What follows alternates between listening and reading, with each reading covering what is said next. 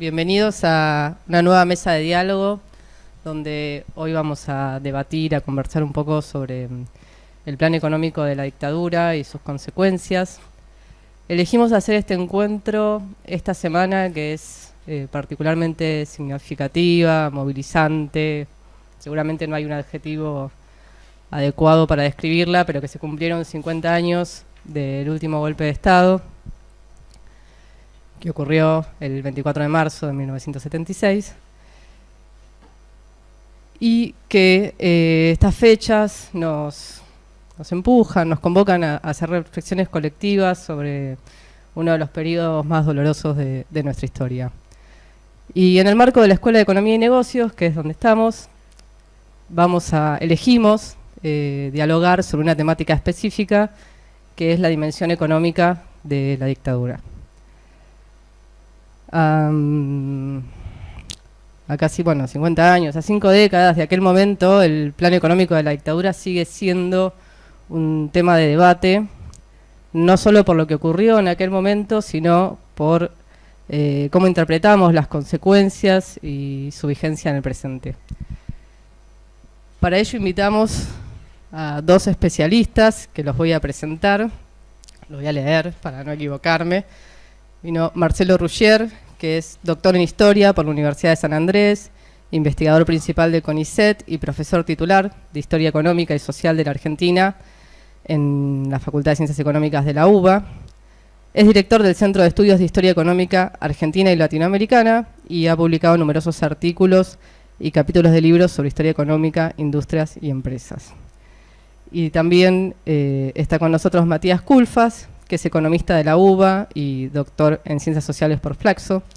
Es profesor titular del UNSAM, es un docente de la casa y también es director del doctorado de Ciencias Económicas de nuestra escuela. Es investigador en temas, también es docente de la UBA, pero en este caso destacamos que sos docente de acá.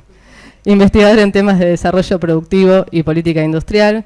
Se desempeñó como ministro de Desarrollo Productivo de la Nación, subsecretario de la Pequeña y Mediana Empresa, director del Banco Nación y gerente general del Banco Central de la República Argentina. Bueno, vamos a estructurar esta mesa de diálogo en 4 bloques, donde elegimos empezar por la economía previa a la dictadura, no los años previos literalmente, sino cuál era la estructura económica de la Argentina hasta principios de los años 70, cuáles eran, cómo era ese modelo, cuáles eran los limitantes, las restricciones, que nos cuenten un poco su mirada sobre aquel momento. Siempre va a empezar hablando Marcelo y después va a hablar Mati. Bueno, muchas gracias, buenas tardes a todos, gracias por la invitación. Una aclaración, soy el director del centro en licencia, aquí está la directora Luciana Gil en funciones. Bien, respecto a un poco lo previo a 1976, que es lo que estaba pasando, bueno, nosotros sabemos, siempre charlamos de ese modelo previo, ¿no? Como que el golpe del 76 va a dar inicio, en todo caso después podemos seguir charlando sobre esto, a una nueva etapa en la historia económica argentina.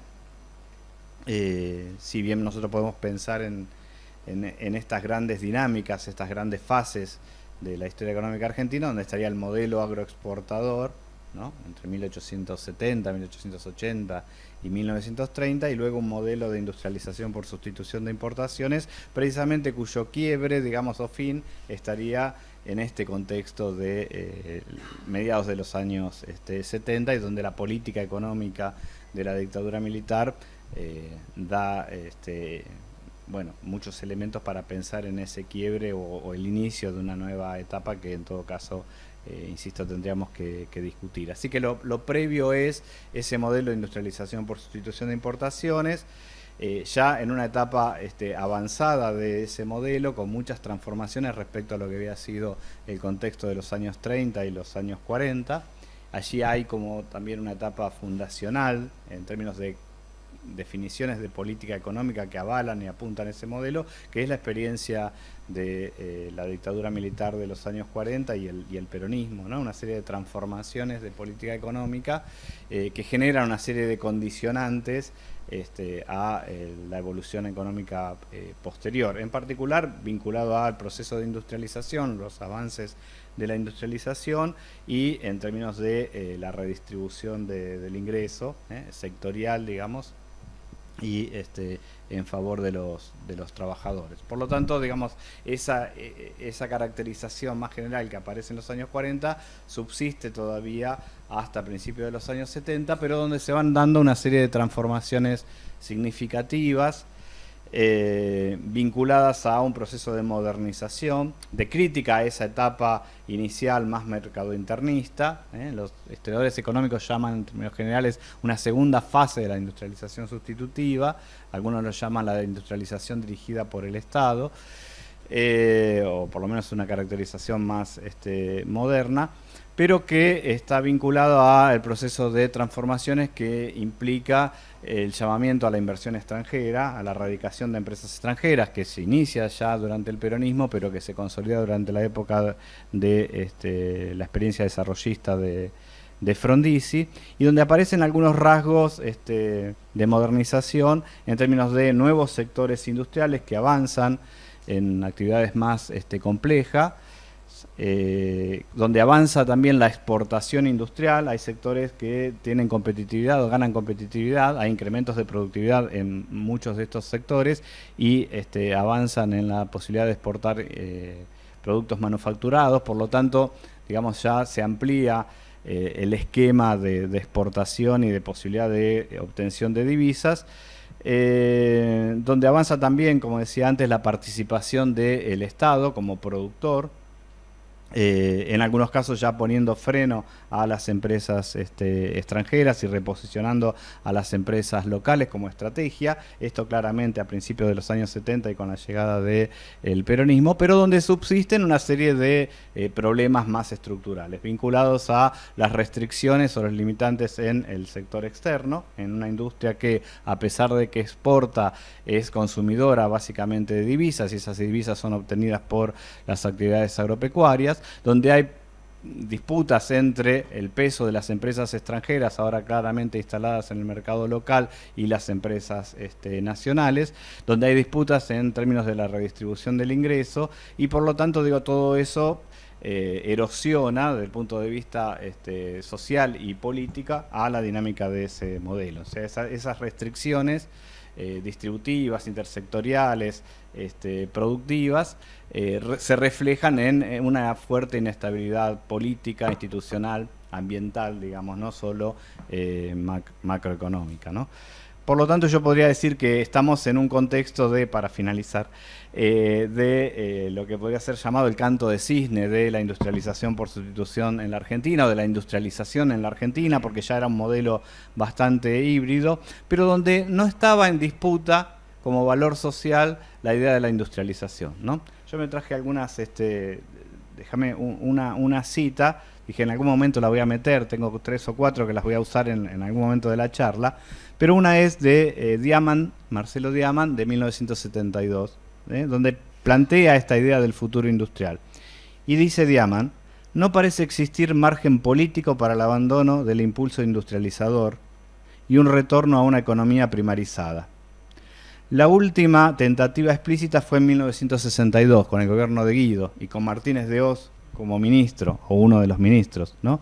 Momento a partir del cual, después de una fuerte disputa, una devaluación, el desarrollo industrial se convierte en un valor social que ninguna corriente política se atreve a cuestionar abiertamente, ¿no? 1972. Y un año después, Maroni y Zurruil, en un famoso libro, dicen: la política comercial no volverá a ser debatida en términos de una alteración drástica de los precios relativos, o de una devaluación, o una redistribución de los recursos en favor de los sectores agropecuarios. Y dicen, a menos que el país sea gobernado por una dictadura liberal y represiva, ¿no? Yo siempre digo, el problema es que lo escribieron y alguien lo leyó, ¿no? Pero esto refleja las tensiones políticas, sociales, que había generado ese modelo industrializador.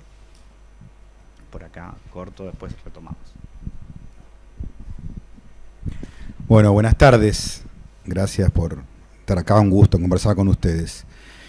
Bueno, creo que a lo que mencionó Marcelo, yo agregaría un par de cosas. Lo primero es que efectivamente desde 1930, cuando se produce ese quiebre en el orden internacional, Argentina ingresa en un proceso donde el sector industrial pasa a ser el eje articulador de las relaciones económicas sociales de la Argentina. Y por supuesto la etapa que se inicia en ese momento tiene un montón de idas y vueltas, contradicciones, proyectos diferentes. Claramente en la década del 30 primero es una actitud más bien de respuesta a la crisis, no tanto por convicción. Luego ya con el peronismo pasa a ser un proyecto importante dentro de la estructura política y social de la Argentina. Es el primer proyecto desarrollista de la Argentina, muy asentado en el capital nacional y capital estatal, también nacional, privado y público, y con la fuerte alianza con el sector sindical. Luego aparecerá una variante importante, que es el desarrollismo de Arturo Frondizi y Rogelio Frigerio, que es también un desarrollismo que busca complementar la inversión nacional con inversión extranjera, como una forma de complementar sectores faltantes. Y después ya, sobre fines de la década del 60, lo que los historiadores como Marcelo llaman el desarrollismo autoritario de Onganía, Krieger Bacena, que se asienta más en el capital extranjero y capital financiero. Pero en definitiva, un poco siguiendo esta lógica de la cita de Diamant, existía un cierto consenso industrialista que iba por ese lado, insisto, con variantes, con contradicciones. De ninguna manera estamos hablando de una etapa unívoca que tuviera un solo elemento unificador, pero sí claramente había un rumbo bastante claro y evidente, con problemas y también con muchos logros que suelen ser soslayados, ¿no? Creo que hay una suerte de leyenda negra respecto a esta etapa, que bueno, que era una industria ineficiente, mercado internista, tenía algunos rasgos de eso, sin lugar a dudas, pero también tenía otros rasgos de evolución. Hay una serie de estudios que muestran, por ejemplo, hay un trabajo muy lindo de Jorge Katz, que analiza, principalmente de la década del 70, 30 casos de exportación argentina de planta llave en mano. Argentina estaba exportando tecnología propia, sobre todo vinculada a maquinaria agrícola y plantas industriales a diferentes países del mundo, sobre todo a países en desarrollo, por supuesto, por ahí comenzaban. Y también esta idea de que era una industria de mercado internista cuando, como bien decía Marcelo, a comienzos de la década del 70, las exportaciones industriales empiezan a despegar y llegan en algún momento a representar cerca del 30-40% de las exportaciones. Es decir, que Argentina probablemente no con una estrategia industrial exportadora como la tuvo el sudeste asiático, claramente no fue ese el camino, pero sí por acumulación de experiencia, por innovación, comienza a tener una estrategia de industrialización exportadora. Todo esto es lo que se va a quebrar con el programa económico de Martínez de Hoz. Esto va a tener un cambio trascendental y con eso me empiezo a entrar en el siguiente tema, así que hago un punto acá. Pero sí lo que quería señalar es una crítica a la tesis del agotamiento, ¿no? Es decir, hay una idea instalada en un sector de la historiografía, de la economía, se agotó la industrialización, ya no había más margen para continuar. Y ahí agrego, primero que no es tan así, que efectivamente había habido un avance importante en la inserción exportadora y que incluso muchos de los programas y de los debates de la década del 60, que bien relevan los trabajos de Marcelo y de todo el equipo que él lidera, que muestran justamente cómo este era uno de los puntos clave que se buscaba, pero también en esto va a haber que agregar el cambio de escenario internacional. Es decir, el mundo está cambiando, el mundo está virando hacia una industrialización más orientada hacia el sudeste asiático. Y esto le genera una serie de desafíos a la Argentina, a América Latina, que naturalmente requerían una readecuación de las políticas macroeconómicas e industriales. Lo que vamos a ver en el siguiente bloque es que la respuesta de la última dictadura, lejos de estar a la altura de esos desafíos, lo que hacen es modificar de cuajo el programa económico. Muchas gracias a los dos. Sí, nos podríamos quedar charlando un montón de tiempo porque son un montón de años de historia que abarcamos. Pero bueno, como el eje central de la charla de hoy es el plan económico de la dictadura, que nos llega después de que esté todo tranquilo, ¿no? Y un modelo que funcionaba perfecto.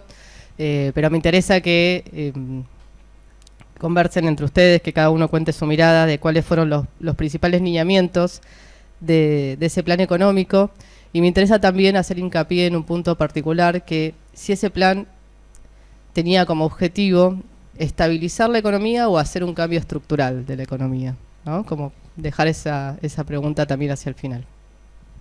Bueno, creo que esto es precisamente parte de un debate, en todo caso historiográfico. No es que tampoco esté tan trabajado la política económica de la dictadura militar. Tenemos algunos muy buenos libros, pero ya antiguos. Hay algunos trabajos que han renovado un poco la discusión, incluso a nivel regional, provincial, con nuevas temáticas, pero no es que eso sea un tema que la historia económica esté debatiendo mucho, pero uno de los debates tiene que ver precisamente con esto, si hay un plan orgánico para provocar un cambio de modelo económico, en sentido con mayúscula, digamos, de una transformación más estructural de la economía, o es algo que se va dando sobre la marcha, y allí hay una discusión incluso respecto a Martínez de Hoz, digamos, las ideas de Martínez de Hoz, si era gradualista, si tenía una postura más de shock, como había sido la del Rodrigazo, o el intento de Rodrigazo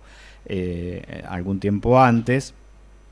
Y donde uno advierte un fuerte pragmatismo, digamos, ¿no? Una serie de medidas que se van modificando en un contexto internacional que marcaba Matías, que tiene que ver con cambios en la dinámica internacional del capitalismo, con un proceso incipiente de globalización después de el fin de Bretton Woods y los problemas de precios de petróleo, que habilitan, digamos, posibilidades de alternativas económicas por fuera de la dinámica estrictamente productiva, ¿no? Alguna literatura ha llamado esto un proceso de valorización financiera, etcétera. Digamos que es posible entenderlo así, al menos para el periodo específico de la dictadura militar o algún contexto posterior, pero no necesariamente para todo lo que viene, digamos, en términos de cambio estructural. Yo creo que inicialmente lo que tenemos que pensar es que hay un objetivo político, ¿no? Atrás, sublime. Todos los planes o los objetivos de política económica siempre parecen subordinarse a esos objetivos políticos. Como yo les decía, hay como momentos fundacionales. Un momento fundacional del modelo de industrialización por sustitución de importaciones es el peronismo, aunque temporalmente esté corrido respecto a esa dinámica, porque hay un objetivo político que tiene que ver con evitar el conflicto social o llevar a una situación de empate social, que es un poco lo que va a querer romper precisamente la dictadura militar. Entonces, en la lógica de ese objetivo político, que es lo que ha generado desde la perspectiva de los sectores militares y el grupo social que acompaña, la inestabilidad política institucional vinculada al peronismo, lo que hay que hacer es romper con el poder de los sindicatos, ¿no? Básicamente con el poder sindical, y si uno se fija, precisamente lo primero que aparece en términos de represión es, digamos, la represión contra los sindicatos combativos, contra los líderes obreros combativos, etcétera, ¿no? No se entiende la política económica si no se la acompaña con todo ese aparato precisamente represivo. Y con esto también hay un disciplinamiento o un intento de disciplinamiento de los empresarios, ¿no? Entonces lo que vemos es que hay un programa que busca provocar un retiro del Estado. Estas son otras de las características estructurales que aparecen con la dictadura militar. Yo les había dicho que en gran medida el proceso previo está vinculado a una industrialización dirigida por el Estado. Entonces hay un intento fuerte de retiro del Estado, de crítica a todo lo que se asocia con el Estado y las políticas finalmente keynesianas, y para ello se va a iniciar un proceso de privatización, ¿sí? que va a tener sus bemoles, sus idas y vueltas y pocos avances, pero eso tiene que ver con la dinámica social y política e institucional de la Argentina de esos años, aunque en el largo plazo esto finalmente va a triunfar. Y se asocia con la apertura económica, ¿sí?, tendiente a dominar los precios, supuestamente, y a la reforma financiera. Entonces, esos como son los ejes, ¿no? La reforma financiera tiene que ver con romper el esquema de financiamiento que estaba asociado precisamente a de represión financiera, que estaba asociado al modelo de industrialización por sustitución de importaciones. Y con esto es una forma de buscar la eficiencia de la economía argentina, la competitividad de la economía argentina. En el medio van sucediendo distintas alternativas y cosas, pasaron cosas, pero esto va a habilitar, sobre todo con la tablita y una apertura mucho mayor, que se produzca el proceso que conocemos como de bicicleta financiera, de financiarización y de especulación, que provoca un quiebre muy importante de vastos sectores de la industria, ¿no? El proceso de apreciación, la valorización financiera y la apertura económica provoca el quiebre de vastos sectores de la industria, que es uno de los rasgos perdurables de la política económica. Entonces, la caída del salario real, la pérdida de participación de los trabajadores en el ingreso, ¿sí?, acompañado con el proceso represivo y la caída del proceso de industrialización o la caída de la industria, que pasa de participar en el orden del 28% al 23%, provoca, ¿sí?, esa caída de la industria y deslocalización industrial provoca un cambio estructural de la economía argentina, o da inicio, digamos, a un cambio estructural de la economía argentina. Esas son las principales herramientas, ¿no? La reforma financiera, la apertura comercial y el manejo de tipo de cambio.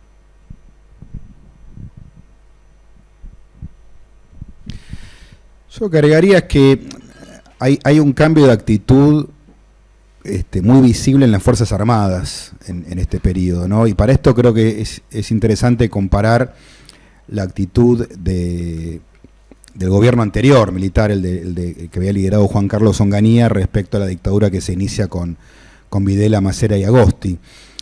El golpe del 66 es un golpe distinto a los previos, porque en general los golpes militares en Argentina, los que se inician en 1930, tenían objetivos más de corto plazo, ¿no? Que era decir, bueno, hay un gobierno, hay una especie de cáncer que está afectando al país, lo van a extirpar, ordenan y después van a llamar elecciones con proscripciones, con una suerte de normalización paulatina. El golpe 66 tiene otro planteo. Ellos dicen, la autodenominada Revolución Argentina dice, no tenemos plazos, sino objetivos.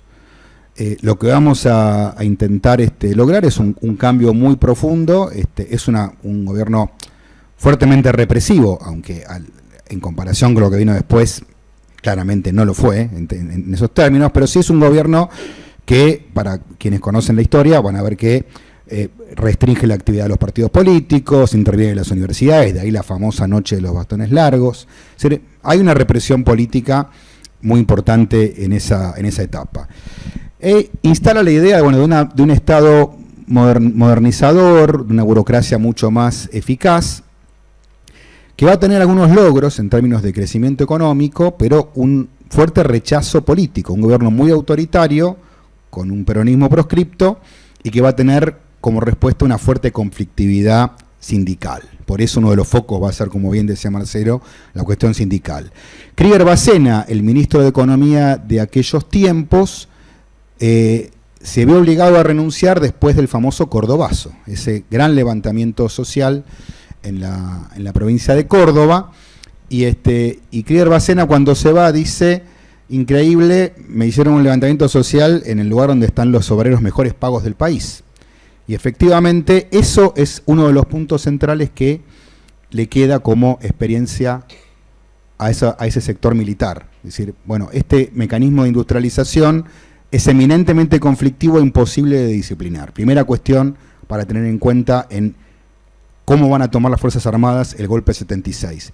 Segunda cuestión, ni hablar la represión, vuelvo a decir. En medio en broma muchos decían, bueno, la dictadura de Onganía pareció una dicta blanda en comparación con lo que fue después la dictadura de Videla, Macera y Agosti. Se inicia en la década del 70, a principios de 70, el accionar de las organizaciones armadas, Montoneros, SERP, FAP. Muchos de ellos son encarcelados, hay una masacre en Trelew, y después viene el famoso indulto del 25 de mayo del 73. La mirada de ese sector es: la represión va a ser mucho más violenta e ilegal. Y desde el punto de vista económico, el plan económico va a ser mucho más disruptivo y menos buscando generar una mejora o el crecimiento sobre las bases económicas previas. Yo por eso digo, cuando escucho esta mirada de, en realidad lo que vemos en Martínez de Hoz es un gradualismo, un intento estabilizador, me parece que veo algo totalmente distinto. El que mejor explica esto para mí es un economista ya fallecido, radical, que integró el equipo de Juan Zurruil en la década del 80, que se llamó Adolfo Canitrot. Y él tiene un par de papers que yo recomiendo enfáticamente, que escribió a principios de la década del 80, todavía gobernaban los militares, y él dice, básicamente, el plan económico de la dictadura militar tiene un objetivo refundacional. Su objetivo es romper las bases del modelo industrial que era eminentemente conflictivo. Y está asociado a la represión. Lo que dice es, el objetivo es que una vez finalizada la fase de represión política, pueda haber una fase de disciplinamiento por vía de mercado, que no haga falta la disciplina política y la represión para tener una economía más ordenada en los términos en que se planteaban las Fuerzas Armadas. Yo por eso digo, creo que el elemento refundacional de la dictadura, más allá obviamente de los technicalities del plan económico, son más que evidentes. Lo que vemos, lo explicaba muy bien Marcelo, por un lado la cuestión de la apertura comercial, esto es una muy fuerte reducción de aranceles, que si bien tiene una secuencia, bueno, es muy fuerte. Por ahí tengo los números, se los voy a leer rápidamente, ¿no? Pero los aranceles eran realmente muy elevados en ese periodo, era una práctica proteccionista donde los aranceles podían estar arriba del 200%, bajan al 93% al fin del 76, 52 77, 43 en el 78, 34 en el 79 y 35 en el 81. Si realmente hay una reducción de la protección, que creo que sobre todo se combina fundamentalmente con el atraso cambiario. Es decir, el problema central que después termina generando una fuerte caída de la industria está asociado a esta combinación que termina siendo fuertemente letal. Y lo que se ve, en definitiva, en todo este periodo es una caída permanente, tanto del empleo en el sector industrial como de las horas trabajadas. Es decir, lo que vemos es, entre 1975 y 1983, una caída del 37% en la cantidad de trabajadores del sector industrial, y esto se ve en cerca de 27 trimestres consecutivos. Por eso digo, cuando se ve la idea de, hace unos días vimos un interesante artículo de Pablo Gerchunov en La Nación, con el cual no comparto, no coincido con su aproximación, pero él dice, se buscó de manera gradual ir modificando esto. La verdad que no vimos ningún tipo de gradualismo, lo que se ve es una caída persistente y continua en el empleo industrial en todo este periodo, y aumento de la intensidad laboral. Caen también los salarios reales, sobre todo a principio, en el primer año de la dictadura militar, y se combina con la apertura financiera que da también inicio a este ciclo de endeudamiento, que primero es por el lado del sector privado y después va a ser estatizado en el año 82 con Domingo Cavallo a cargo del Banco Central. Déjame que puedo agregar algo. En esta... Claro, él estaba al frente del Banco Central. Ahí se inicia, son dos procesos, la estatización de la deuda, pero se inicia con Cavallo, con los seguros de cambio, y después con la transferencia de la deuda del sector privado al sector estatal con Solar, ¿cómo es? El que estaba en frente del Banco Central después de Cavallo. Pero no, quería reforzar esta idea de esos objetivos políticos, un poco en la línea de lo que planteaba Matías, porque, digo, el tema es, desde la perspectiva de los militares y de los grupos sociales que acompañaron ese proceso, el problema era básicamente el peronismo. El problema era el peronismo, o lo que había generado el peronismo. Y si ustedes se fijan, en el golpe del 55, la idea era, bueno, no se puede nombrar a Perón, intervenimos la CGE, intervenimos los sindicatos, ¿no? Después se generan tensiones, resistencias, etcétera. Dice, bueno, abramos el juego no se lo puede elegir, digamos, ¿no? Viene el acuerdo que termina en el gobierno de Frondizi. Y después se abre a elecciones y gana el peronismo, entonces se anulan las elecciones, ¿no? Y entonces viene el golpe del 66 y dice, bueno, ahora nosotros vamos a hacer la modernización económica, la eficiencia, de forma tal de que se olviden del peronismo, y viene el cordobazo, ¿no?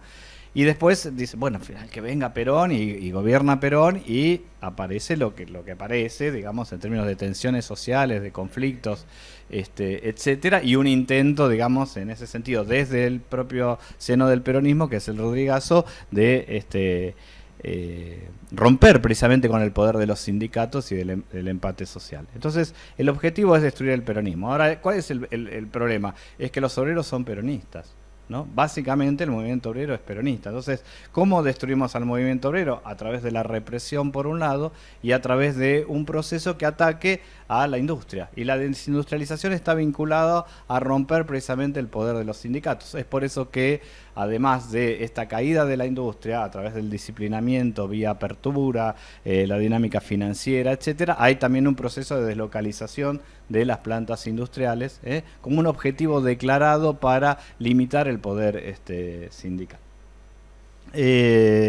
Puedo leer una de las citas ya que las traje, pero la tengo que leer. Porque mencionabas a Gerchunov, ¿no? Y el mismo Gerchunov decía en 1979, junto con Liach, el inteligente, claro, decía, la ICI orientada al mercado interno, 1979, ¿no? Ya es una cosa del pasado, dice, ha muerto sola. No hablemos más de la ICI. ¿Qué tiene que ver con esto de la maduración, ¿no? Ya es otra cosa, ya es un proyecto híbrido, una estructura, digamos, modernizada, etcétera. La gran habilidad consiste en diseñar una política económica, ¿no? Le está reclamando al gobierno, capaz de capitalizar y no de dilapidar los esfuerzos realizados hasta el presente. Lo dice en el 79, y un año después Aldo Ferrer dice, los límites que había presentado el proceso de industrialización no eran infranqueables, pero en vez de superarlos con políticas favorables al desarrollo, se aplicaron políticas brutales, ¿no? Tendientes ¿a qué? A reinsertar a la economía argentina en el orden económico mundial y a asignar los recursos internos conforme a las señales de precios derivados del mercado internacional. Es decir, apostar otra vez a las ventajas comparativas. Y yo creo que eso es un poco lo que los contemporáneos ya están viendo, ¿no? Y que Canitrot está viendo desde otra lógica más política, están viendo muy tempranamente, hacia 1979-1980, hacia dónde va. Por eso es que claramente es un proceso que se propone esta idea refundacional, y en ese camino es muy pragmático, ¿no? En ese camino es cada privatización, como señaló Schwarzer en algún momento, es una batalla, digo, ¿no? Cada caso, cada política es una batalla, pero va en una dirección, que es esta dirección de romper con el empate social y las tensiones que se habían acumulado en el proceso industrializador. Muchas gracias. No, cuando mencionaste a Canitrot, miré si estaba sombrío, porque cuando publicamos la charla me hizo llegar un paper de Canitrot para que lo leyéramos. Bueno, llegamos al fin de la dictadura, la vuelta a la democracia, y queda una economía dolida. ¿Cuáles son los nuevos desafíos de esa economía? ¿Cuáles son los nuevos desequilibrios que tiene que afrontar? ¿Cuál es esa nueva estructura? Y también agrego una pregunta, volviendo a los seguros de cambio que mencionaste, Marcelo, donde se estatizó deuda. ¿Quiénes fueron los perdedores y los ganadores mirando el día después del plan económico de la dictadura? Esas se las agregué ahora, pero piénsenla. Sí. No, está bien. A mí no me gusta mucho pensar la historia económica argentina desde la lógica de los ganadores y perdedores, que es mucho la línea de Flaxo, digamos, porque me parece que son procesos bien complejos, como dirían los historiadores, y sin embargo sombríos. Pero digo, lo que aparece a partir de de 1983, y en realidad ya antes, porque hay un cambio de política muy significativo después de Martínez de Hoz, tiene que ver con estas herencias, ¿no? Y estas herencias están marcadas por otras dinámicas que no son las dinámicas del propio modelo de industrialización previo, sino que van a estar marcadas finalmente por los problemas fiscales y los problemas de la deuda, ¿sí? Que van a ser las grandes espadas de Damocles de la política económica en la Argentina, de allí en más. Es decir, eso va a ser un condicionante estructural extremo. Ahora retomo esta idea, pero me queda una sola cita, que es la de, porque me planteabas 1983 y Diaman otra vez allí, y ahora discutiendo la lógica del péndulo económico en la Argentina, entre alternativas heterodoxas y populistas o populares, las llaman en algún momento, y más ortodoxas y liberales, señala como resultado precisamente de la política económica de la dictadura, que bueno, el péndulo se acabó. Se acabó en parte porque hay un contexto internacional que lo permitió, que permitió básicamente el endeudamiento. Entonces dice concretamente, cito, por el momento el péndulo se acabó. Trabada la política expansiva popular por la falta de reservas y la política ortodoxa por la posibilidad de mayor endeudamiento, quedan únicamente dos alternativas. O la Argentina queda condenada a una permanente recesión, insisto, la Argentina queda condenada a una permanente recesión con consecuencias sociales y políticas que pueden llegar a límites imprevisibles, como podría, no está en el texto, ser un estallido social o ser 40% de pobres, etcétera, o aprenderá a superar la restricción externa que limita el crecimiento de su economía. Y me parece que claramente, digamos, lo que sucedió a partir de 1976 para acá es el estancamiento crónico. Es el estancamiento crónico. La economía argentina no crece desde 1974, 1975, o con un crecimiento extremadamente lento, si lo medimos en términos de Producto Bruto Per cápita, ni que hablar en términos de Producto Bruto Per cápita industrial.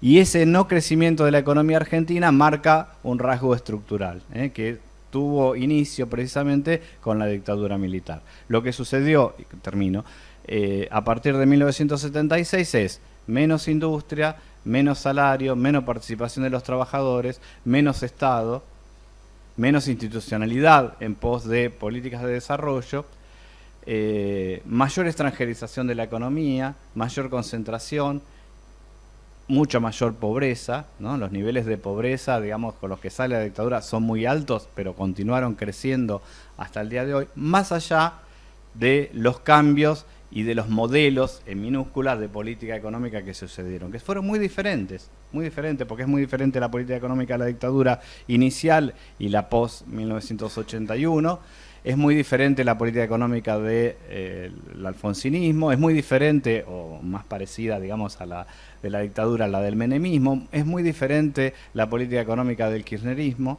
¿sí? Es muy diferente la política económica de Macri y la de Alberto Fernández, son muy diferentes, ¿no? Pero hay algunos rasgos estructurales que se han mantenido y que tienen que ver con estos ejes que yo he marcado. Y la última cosa que sí quisiera señalar y que me parece central es la ausencia de debates, porque en ese contexto de los años 70, fines de los años 60 y 70, lo que se discutía y lo que discutían los economistas eran las estrategias de desarrollo, cómo mejorar la industria, cómo generar competitividad, cómo seguir generando una economía en crecimiento y absolutamente inclusiva.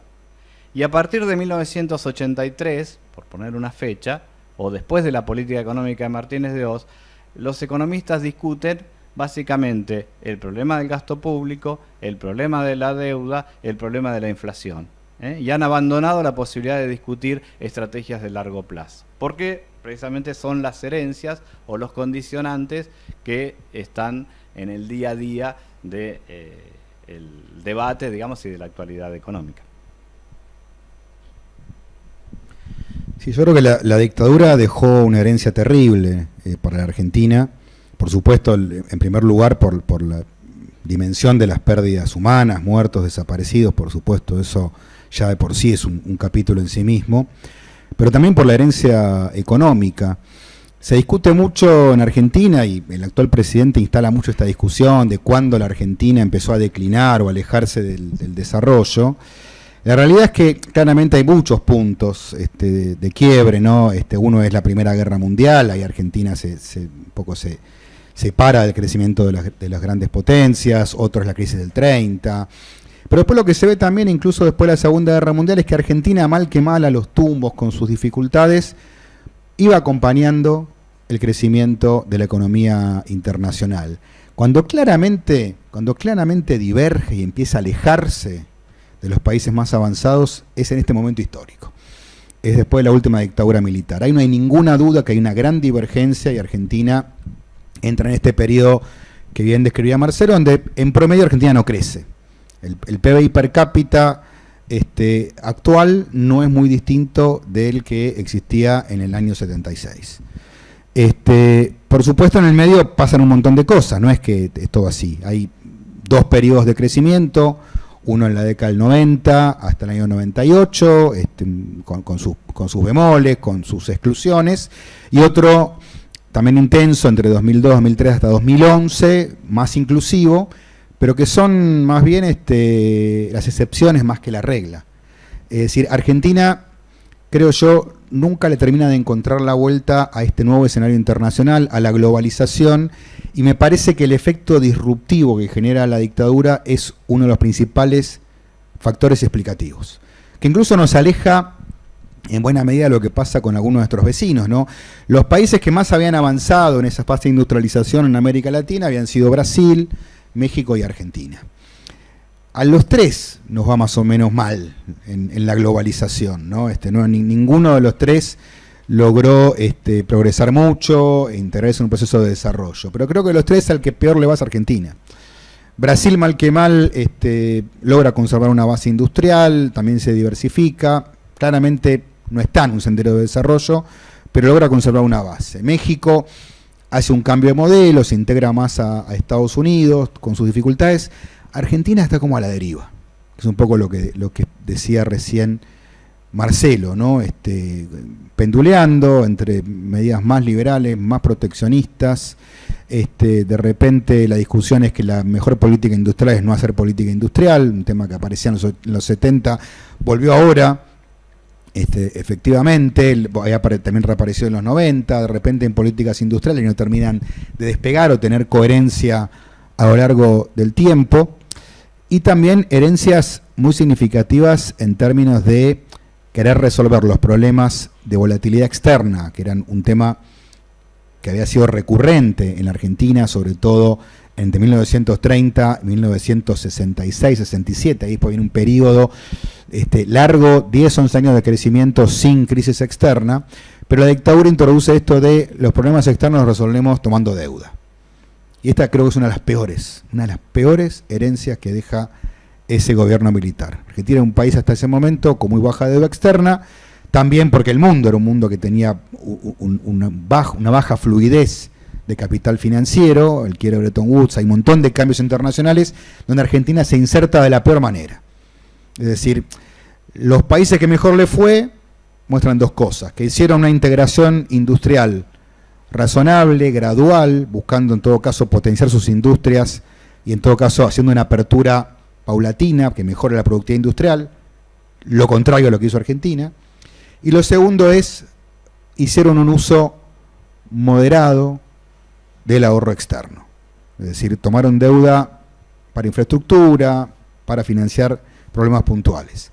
Bueno, creo que lo que ocurrió en la última dictadura fue sumamente nocivo, se volvió a repetir en la década del 90, se volvió a repetir también en el gobierno de Macri y, signo de interrogación, tal vez también en este momento histórico. Entonces digo, creo que ahí hay una herencia importantísima, que es la que mencionaba Marcelo. Hace unos años me acuerdo, en una de las jornadas de historia de la industria que suele organizar Marcelo en la UBA, lo ha invitado Aldo Ferrer hace unos cuantos años, y él contaba todas las discusiones que había y cómo pasar de la industria liviana a la industria pesada y qué hacer con la petroquímica, las obras de infraestructura.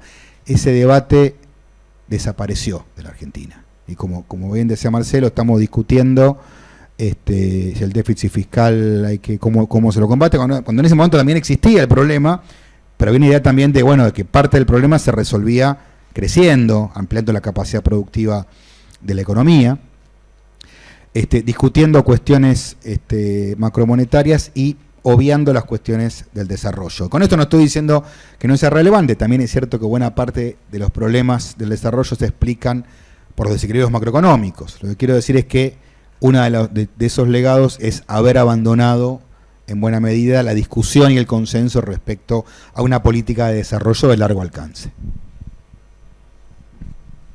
Bueno, me diste el pie con eso, no estaba armado. Para, bueno, la última consulta que les quiero decir,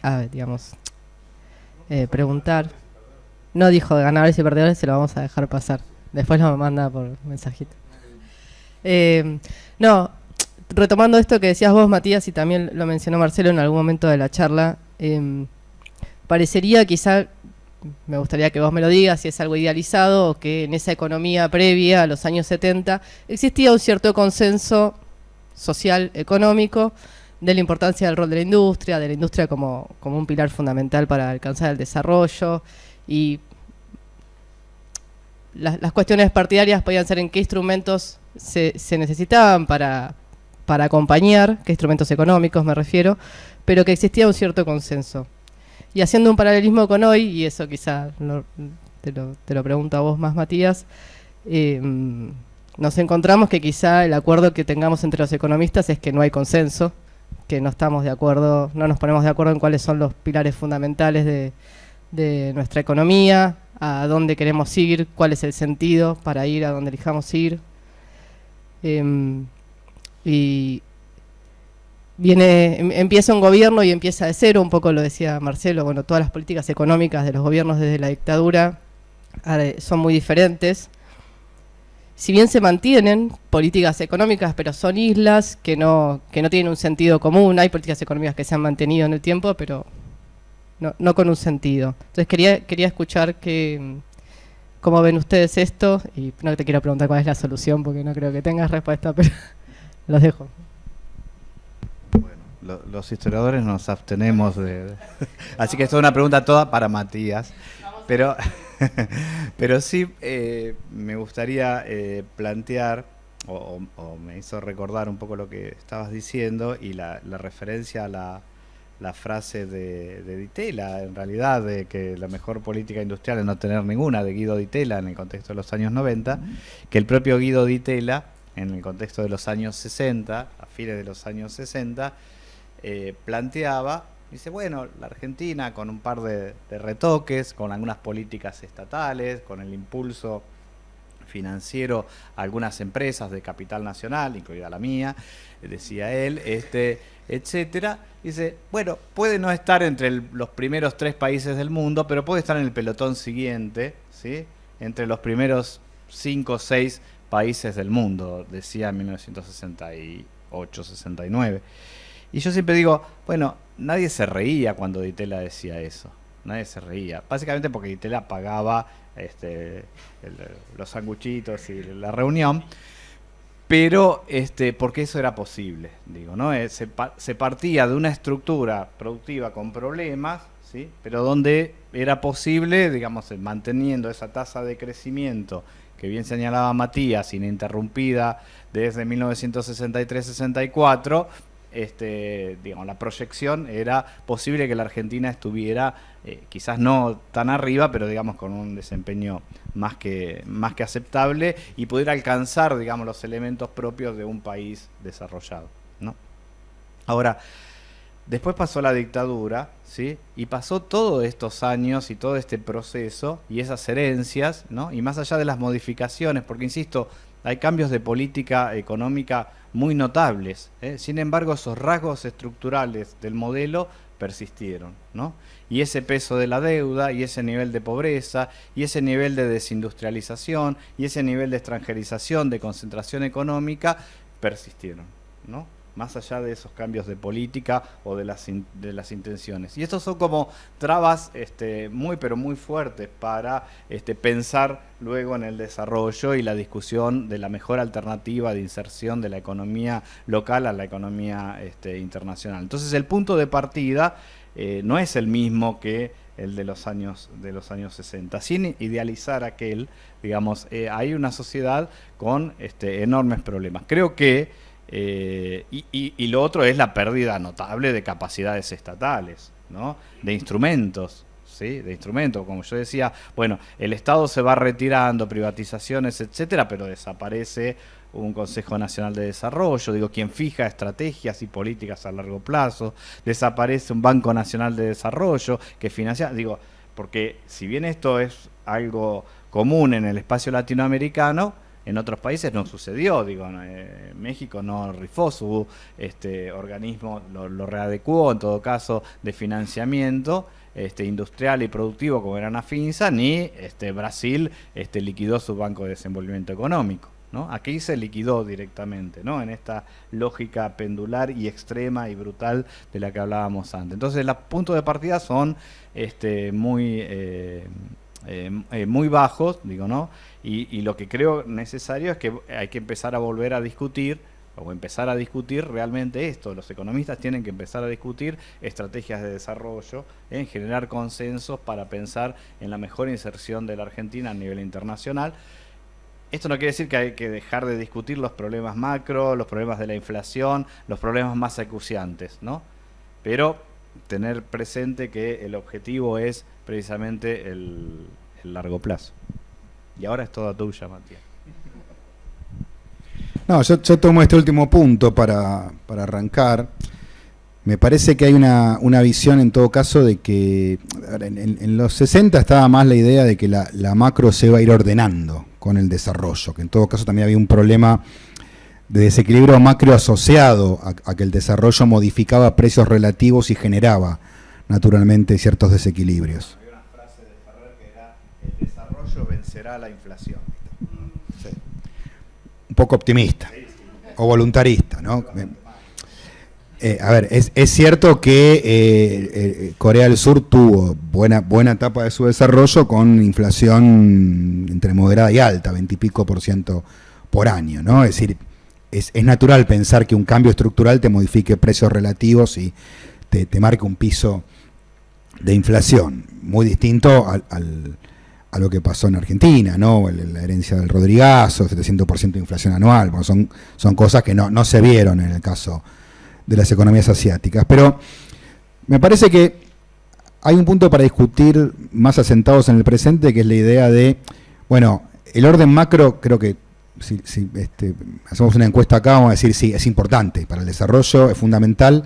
La discusión es si es condición necesaria o condición necesaria y suficiente.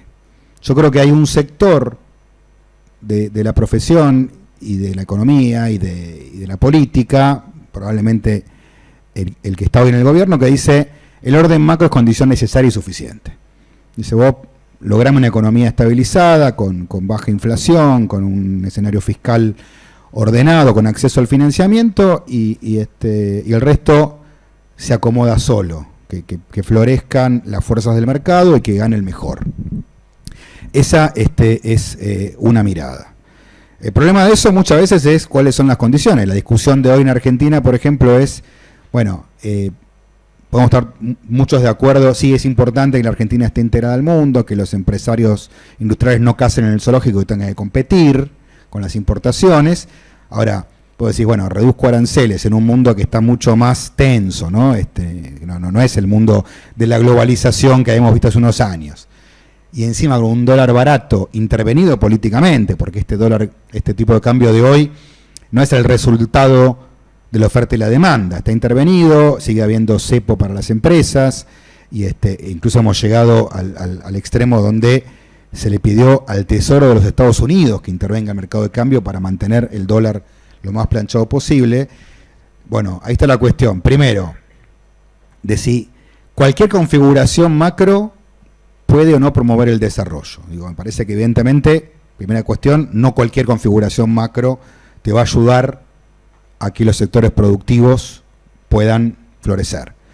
Segunda cuestión es, aún encontrando una configuración macro razonable, si con eso alcanza.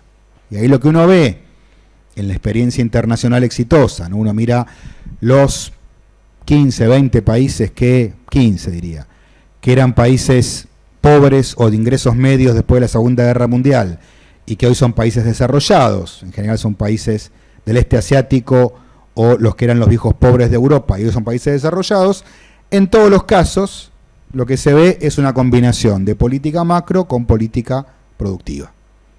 Es decir, condición necesaria puede ser una macro ordenada, estable y que promueva el desarrollo, y luego políticas industriales, productivas, etcétera.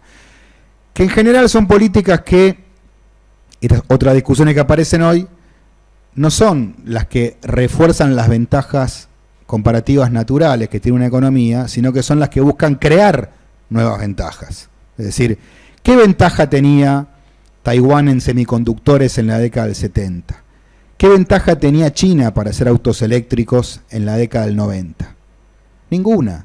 Crearon condiciones mediante inversión en ciencia y tecnología, en infraestructura educativa, en centros de innovación, en créditos de fomento, en subsidios directos y de esa manera también en atracción de inversión extranjera directa con condicionalidades para que se asocien con firmas nacionales, y de esa manera fueron construyendo instituciones y capacidades de desarrollo.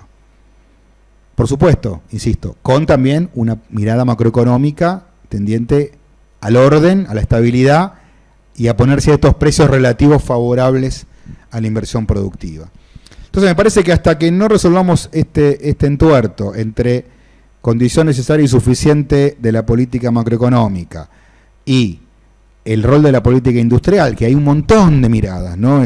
Yo creo sí que Argentina tiene que tener una política industrial selectiva, no puede apostar a 8.000 sectores, tiene que tomar una decisión respecto a cuáles, tiene que tener transitoriedad en los instrumentos, no son para siempre, son para cierto periodo y buscando ciertos objetivos, y tienen que tener, obviamente, transparencia y generar sinergias entre el sector público y el sector privado.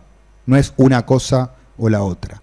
Sobre esta base me parece que podés construir también una legitimidad en la política industrial y la política productiva, que es una cosa que está buscando, por ejemplo, acá cerquita, la política industrial de Brasil, Nova Industria Brasil, que es el plan que lanzó Lula en el año 2023, que está funcionando razonablemente bien con algunos resultados sumamente interesantes. Entonces digo, coincidiendo en un todo con Marcelo, que efectivamente el punto de partida de hoy es totalmente distinto, tenemos una economía mucho más devastada, con un montón de problemas, con pérdidas de capacidades, pero como siempre me gusta ver la mitad medio vacía y mitad medio llena del vaso, también Argentina sigue siendo un país que sigue siendo raro en el mundo.